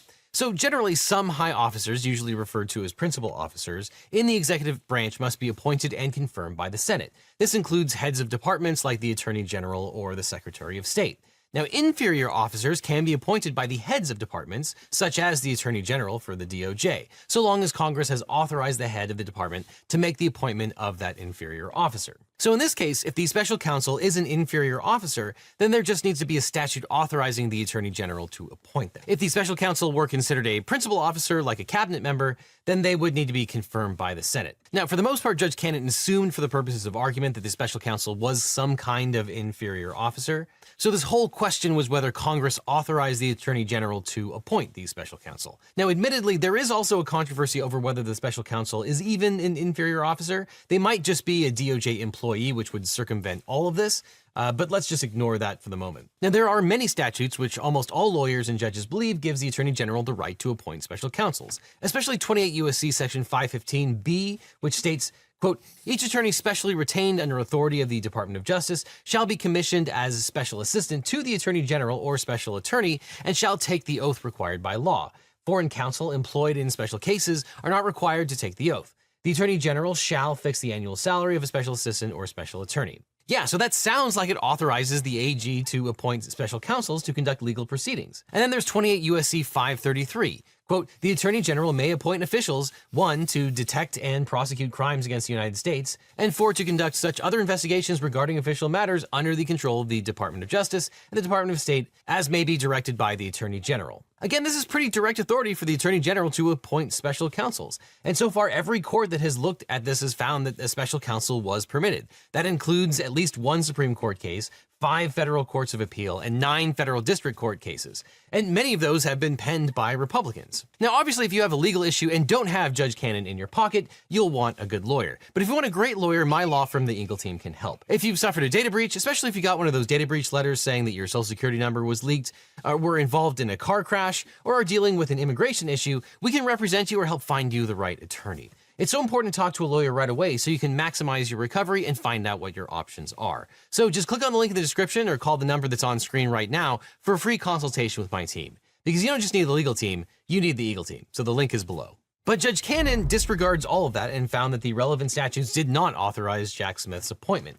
To do so, Cannon had to get around the Supreme Court's decision in the United States versus Nixon. Now, the unanimous court in U.S. versus Nixon held that, quote, under the authority of Article 2, Section 2, Congress has vested in the Attorney General the power to conduct the criminal litigation of the United States government, 28 U.S.C. 516. It also has vested in him the power to appoint subordinate officers and assist him in the discharge of his duties, 28 U.S.C. 509, 510, 515, 533. Acting pursuant to those statutes, the Attorney General has delegated the authority to represent the United States in these particular matters to a special prosecutor with unique authority and tenure. The regulation gives the special prosecutor explicit power to contest the invocation of executive privilege in the process of seeking evidence deemed relevant to the performance of these specially designated duties. Now, that's about as on point as a Supreme Court case gets. The Supreme Court says that Congress has vested in the AG the power to appoint subordinate officers to act as special prosecutors. So why does Cannon disregard such precedent? Well, she dismissed that holding as dictum, something she doesn't have to follow because it was peripheral to the issues presented. Now, dicta or dictum singular is a part of a case that isn't binding because it isn't necessary for the outcome of the case, which just is not true here. If the court had felt that the issue went the other way, it would have invalidated the special prosecutor's subpoena and appointment in the U.S. versus Nixon. This was the case where Leon Jaworski, the special prosecutor, subpoenaed the Nixon tapes from the White House that ultimately led to Nixon's resignation from the White House. And even if this section of the case were dicta, it's pretty unusual for a district court not to follow the Supreme Court's dicta, where it reflects a clear statement of law. And instead, she followed a concurrence by Justice Thomas in the recent immunity case Trump versus United States. And ironically, she's following a concurrence which no other justice joined. And in that case, the Smith appointment wasn't even an issue in that case. But it appears that Thomas wanted to tee up that issue specifically for Cannon. Now, Thomas critiqued Nixon because he didn't like its analysis and he thought it was too short. Quote, if the court gave passing reference to the cited statutes as supporting the appointment of the special prosecutor in United States versus Nixon, but it provided no analysis of those provisions' texts. So obviously Cannon treated Thomas's commentary, which no other justice joined, as if it was gospel rather than giving the Nixon case any weight. And similarly, Judge Cannon also disregards two appellate opinions in the D.C. Circuit, which are also directly on point. Cannon dismissed those as wrongly decided because they relied so extensively on the Nixon case, which she believes is wrongly decided. Quote, the Nixon dictum has taken on significance in related cases, and a full explication of the record is necessary. Now, those two D.C. Circuit cases are pretty illustrative. In the 1987 case, In Re Sealed Case, that dealt with the appointment of an independent counsel for the Iran-Contra scandal and found the appointment valid.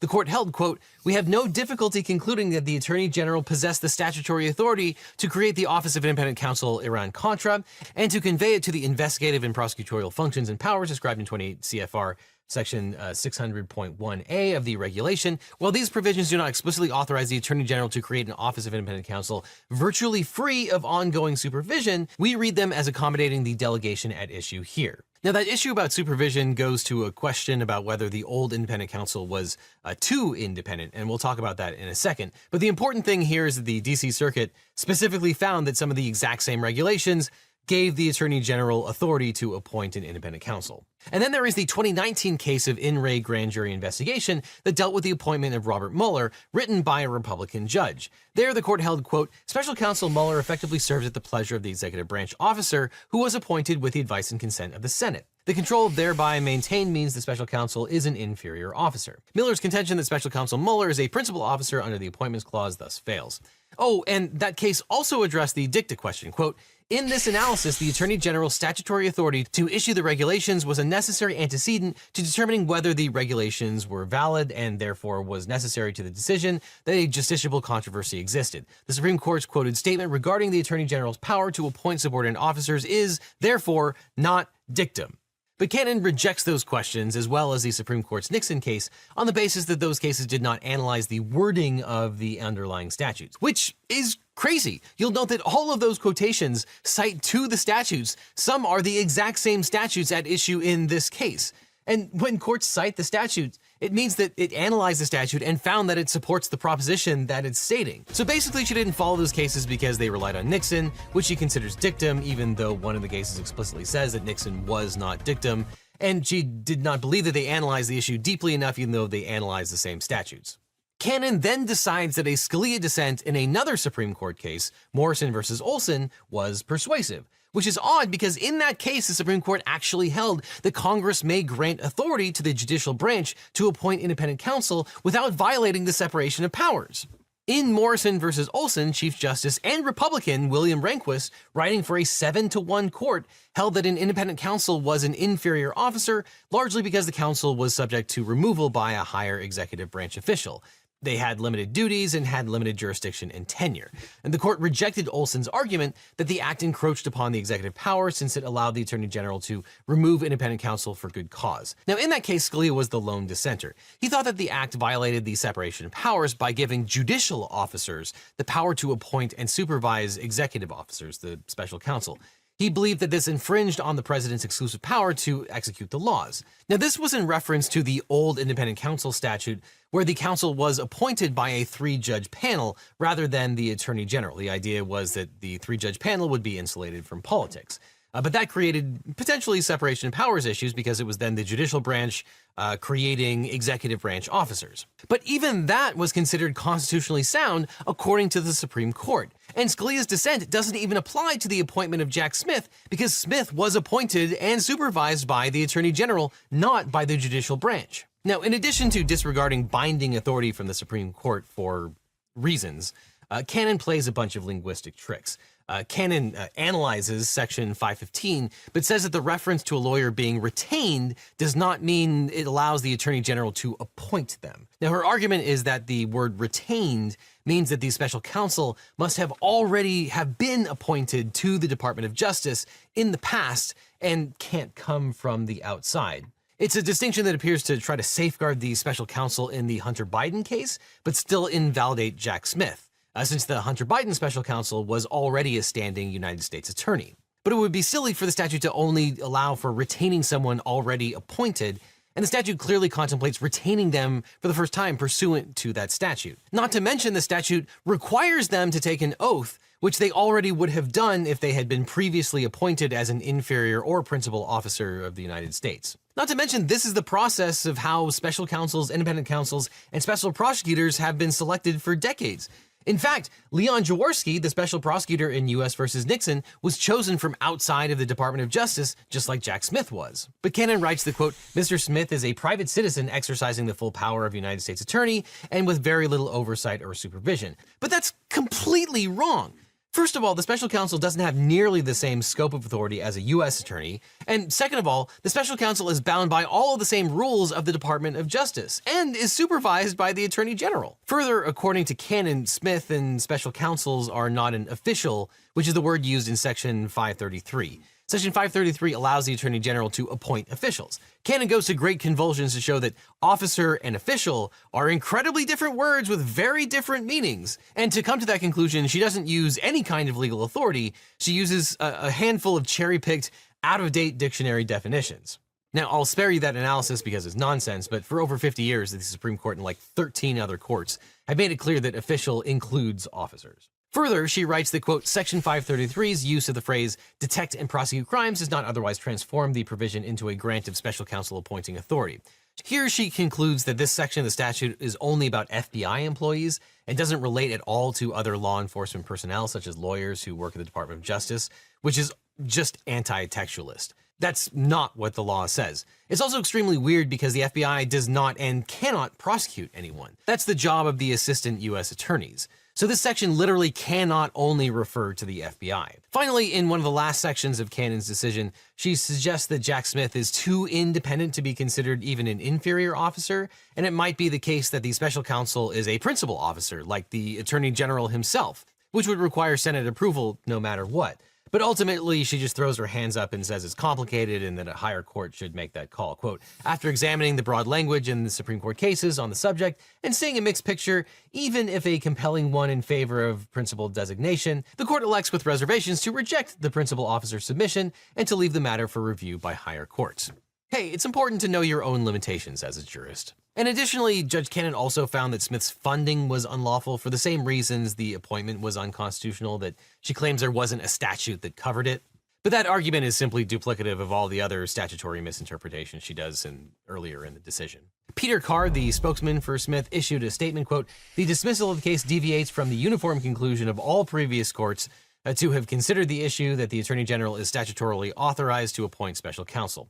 The Justice Department has authorized the special counsel to appeal the court's order. Now, it's likely that Smith has been looking for a way to appeal Cannon's orders and perhaps to get her removed from the case for quite some time, but until now, Cannon has avoided deciding a legal issue that would be reviewable by the 11th Circuit. But her removal from the case is far from a sure thing. The 11th Circuit will only remove Cannon if there is clear evidence of bias, and that legal standard is very tough to meet. The two disqualification statutes are 28 U.S.C. 455 and 28 U.S.C. 144, and to disqualify Cannon for personal bias, Smith would have to show the bias or prejudice was personal and from an extrajudicial source, and the fact that Trump appointed Cannon is irrelevant to this determination. The 11th Circuit has rebuked Cannon before, but by grounding part of her decision in Justice Thomas's interpretation of the special counsel, it has a fig leaf of legitimacy. But in any event, Smith's appeal won't be decided anytime soon. If the 11th Circuit reverses, then the Supreme Court will get a crack at it, which puts this well into 2025. And in theory, Smith or Attorney General Garland could refile the case using a U.S. attorney, though that would be ironic because they would be under the more direct supervision of the Attorney General, which appointing a special counsel was meant to avoid, so they would be politically insulated. But if things are refiled instead of going through the appellate process, there are questions of whether that might reset the investigation and prosecution back to 2022. Now, if you enjoyed this analysis, I go into more detail in the version that's available on today's sponsor, Nebula. On Nebula, you can always watch my videos ad-free and early because my videos always go up on Nebula first. And for a limited time, you can get a lifetime membership. You can buy once and then never again. It's the greatest deal of all. Plus, there's tons of exclusive content. For example, we just released an exclusive reaction to the military law movie Rules of Engagement, and that one will never be on YouTube because it's about some really unsavory crimes and Marines. And for every upload that I do, I always try to provide just a little bit more insight into the topics and analysis for the version that goes up on Nebula. And I know tens of thousands of you sign up for Nebula using the CuriosityStream bundle, but unfortunately that's over. CuriosityStream has informed us, and even included in their latest SEC filing, that they don't intend to pay us bundle revenue in 2024. That means that I and my fellow Nebula creators won't get any money from bundle subscribers. So the bundle is breaking and you're not going to be able to have access to Nebula anymore after 2024. So if you want to support me and this channel, the only way to ensure that that money that you spend on Nebula actually goes to us is to sign up directly. And if you're new here, Nebula includes tons of exclusive videos from me, original series from your favorite people, movies, plays, classes, and more. With your favorites like Johnny Harris, Neo, Jetlag, Real Engineering, Real Life Lore, and of course, LegalEagle. And the exclusives on Nebula are getting really good. We have a whole slate of exciting projects this year. Right now, I'm really enjoying Jetlag the Getaway. It involves some of my absolute favorite people doing some crazy travel-related challenges, but it's all rigged in a way that basically they're playing Secret Hitler, but everyone is Hitler. It's really, really hilarious. And of course, you can always watch my other Nebula exclusive content like my feature-length documentary Bad Law Words Good, my full-length interview with the screenwriter of My Cousin Vinny, and my Not Safe for Work video about lawsuits that are too hot for YouTube. Because what's truly special about Nebula is that it's a creator-owned platform built by me and other YouTubers and podcasters. And because it's a subscription service, we get to work on larger, higher-budget productions than we ever could anywhere else. It's becoming the answer to the question, how do you get Hollywood-level production value without Hollywood-level BS? And for those of you that want to share everything Nebula has to offer with your friends and family, Nebula also offers annual gift cards. So if you sign up using the link that's on screen right now or down in the description, you can give a year of Nebula to a friend for 40% off the yearly subscription. And that friend can be you if you want. So you can get a 40% off discount for you or a friend's yearly subscription, or you can check out Lifetime, where for $300 you can get access to Nebula forever, and with your purchase going to fund creation of even more exciting originals than ever before. In a way, Lifetime is the best possible deal of all. Either way, you'll get all my videos early, get access to exclusives, and support the ambitious projects that my friends and I are working on for our own streaming site. So sign up now and get you or a friend 40% off of Nebula, or get the incredible Lifetime deal by clicking on the link below. And after that, click on this box over here for more LegalEagle, or I'll see you in court. By now, you've probably heard about the terrible acts of Ethan Crumbley on November 30th, 2021 at Oxford High School. It's the latest in a long string of school shootings in America. But what is legally interesting about this case is that in addition to filing murder charges against Ethan Crumbley, Oakland County Prosecutor Karen McDonald decided to charge his parents, James and Jennifer Crumbley, with involuntary manslaughter. With this decision, McDonald broke with other prosecutors who have in the past declined to charge parents for the acts of a child. So the question is, what, if anything, is different about this particular case, and does it signal a trend towards making parents more responsible for school shootings? As is often the case these days, many people are misunderstanding the charges that were levied against James and Jennifer Crumbley. Here, these charges hinge on a difficult legal question. Could they have reasonably foreseen that their teenage son would use the gun they purchased to kill people? Did they willfully disregard the results to others that might follow from their action or failure to act? And here, the prosecutor is arguing that the answer is yes. They knowingly armed a child who had serious emotional problems, and when they were warned that he was searching for ammunition and had drawn a violent scene involving someone being shot, they didn't search Ethan's backpack or take him home. The defense lawyers will likely argue the answer is no. The parents locked up their gun, consulted with the school officials, and everyone reached the same conclusion, that there was no risk that their son would take a gun out and shoot people, which is why he was sent back to class. Now, millions of parents, and by proxy their children, are armed in America, and I'm sure the Crumbleys will argue that they had no way to know that this case would have been different from all of the other millions of cases that do not result in intentional homicide. Here, Oakland County filed involuntary manslaughter charges against Jennifer and James Crumbly, accusing them of failing to intervene on the day that their son killed 4 people despite being confronted twice by the school about their son's interest in weapons. According to the prosecutor, on Black Friday, 15-year-old Ethan went to his father James to purchase a 9mm Sig Sauer from the Acme Shooting Goods. Ethan posted a photograph of the new gun on his social media later that day. The post said, "My new beauty," with a heart emoji. Jennifer Crumbly posted that the gun was a Christmas present for Ethan, and they had enjoyed a mother-son day at the range. On the following Monday, November 29th, one day before the shooting, a teacher said that she saw a boy searching online for ammunition, which prompted a meeting with school officials. The school left a voicemail and sent an email, but Jennifer did not respond to the school. However, Mrs. Crumbly texted her son, quote, "Lol, I'm not mad at you. You have to learn not to get caught." On Tuesday morning, November 29th, a teacher found a worksheet on Ethan's desk and took a photo. It was a drawing of a gun pointing at the words, "The thoughts won't stop, help me." There was also a drawing of a bullet with words above it, "Blood everywhere." There was a person between the gun and the bullet. The person appears to have been shot twice. Ethan allegedly wrote, "My life is useless." The teacher contacted the dean of students and the school counselor. They called the Crumbleys for an emergency meeting at the school. Meanwhile, Ethan was placed in the counseling room with his backpack. The counselor obtained the drawing, but Ethan had already scratched out portions. He allegedly said the drawing was part of a video game that he was designing and that he wanted a career as a video game designer. Ethan stayed in the office for approximately 90 minutes, working on his science assignment. According to the superintendent, the counselor didn't believe that he would harm others based on his behavior or his demeanor. The Crumbleys arrived at the school around 10:30 a.m. School officials showed James and Jennifer the note. They asked Ethan whether he wanted to harm himself or others, and based on his answers, the parents and school officials assumed that he was not a threat. The Crumbleys resisted the idea of their son leaving the school and returning to an empty house. The school told the parents to get Ethan into counseling within 48 hours. According to Superintendent Tim Thorne, the school permitted Ethan to return to class because he had no disciplinary history. At about 12:51 p.m., Ethan Crumbly emerged from a school bathroom with a gun his father bought him 4 days before. He fired at students in the hallway, killing 4 and wounding 6 students and 1 teacher. After the shooting made the news, Jennifer texted Ethan Crumbly at 1:22 p.m., quote, "Ethan, don't do it." Just 15 minutes later, James calls 911 to report a gun was missing from his house, and he believed his son might be the shooter. The Crumbleys said that the gun had been kept in a locked drawer in the parents' bedroom. So one of the things that's interesting here is that the parents are not being charged by virtue of being parents, but rather because of the actions they took in general. It's not a case of charging the parents for what the child did. In other words, the argument is that if anyone took the alleged actions that the Crumbleys took, they could be charged with the same thing, regardless of whether they were the parents or not. Now, to understand this distinction and understand what is happening in this case, we need to talk about the different kinds of homicide in Michigan. So first we start with murder. First-degree murder is defined as a killing perpetrated by means of poison, lying in wait, or any other willful, deliberate, and premeditated killing. Premeditated means the person thought about committing the murder before the act.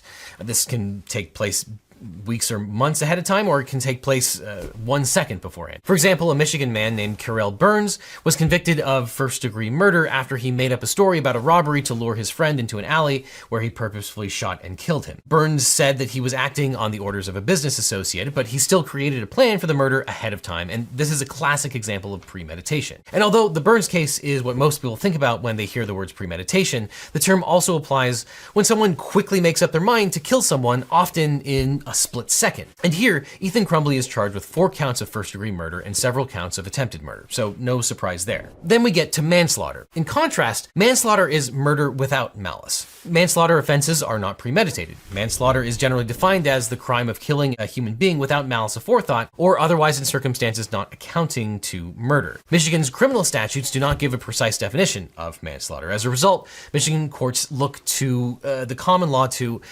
define traditional categories of manslaughter. That is voluntary manslaughter and involuntary manslaughter. In Michigan, voluntary manslaughter is often a heat of passion crime. It differs from first-degree murder because the intent to kill was formed when the defendant had a sudden, violent, and irresistible passion caused by some sort of provocation. This provocation or excitement has to happen almost immediately without the chance for the person to cool down. And if the person had enough time to get their emotions under control and they still decide to kill another person, then that is actual murder. Now, involuntary manslaughter occurs during an accidental accidental or non-intentional death, where the defendant had no intent to cause someone else's death, but their reckless act winds up resulting in death. Involuntary manslaughter can also happen during an unlawful act that is a misdemeanor or low-level felony, like a DOI. Perhaps the most classic example of involuntary manslaughter is when someone is drunk and gets behind the wheel and then kills another person in a car accident. Since everyone is presumed to know that driving while under the influence of alcohol or drugs is reckless and puts others in danger, the resulting fatality is often charged as involuntary manslaughter. Now, other reckless acts or omissions can lead to criminal charges too. For example,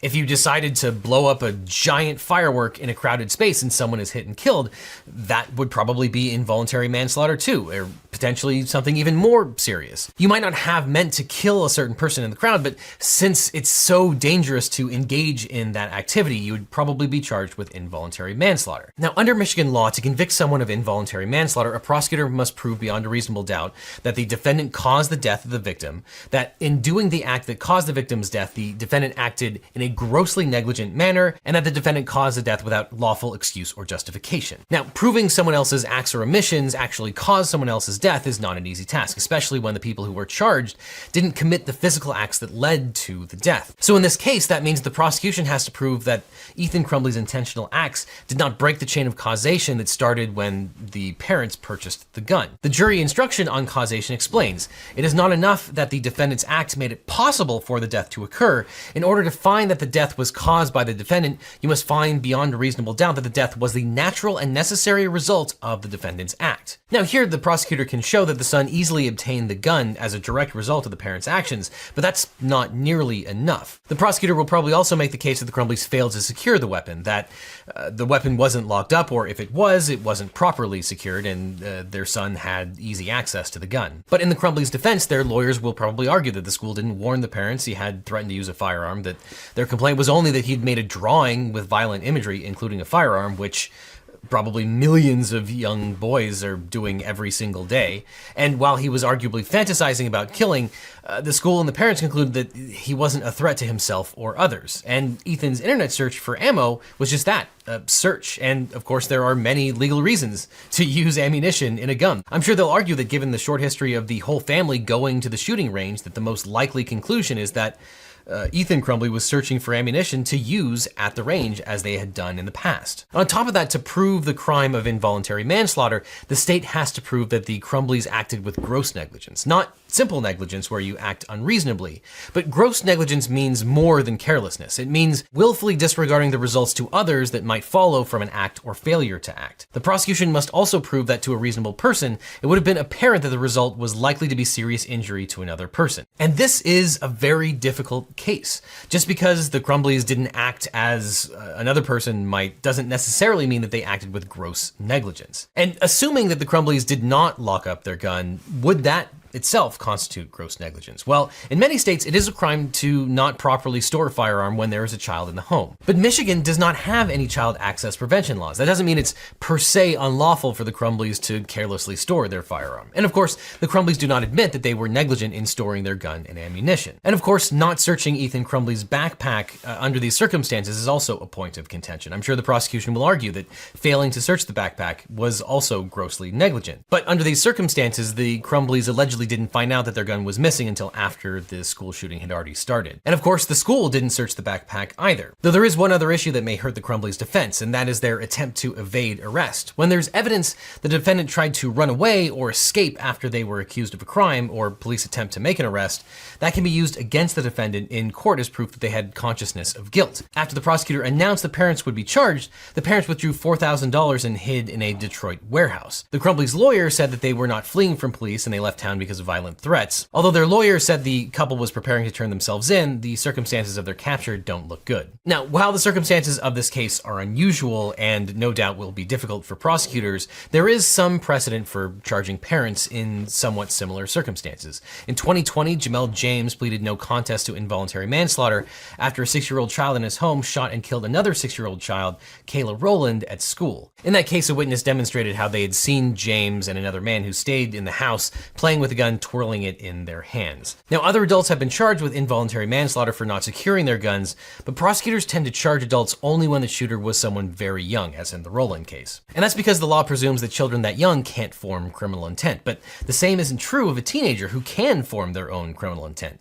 Teens are presumed to have agency, which means that the chain of causation between the adults and the homicide is usually broken.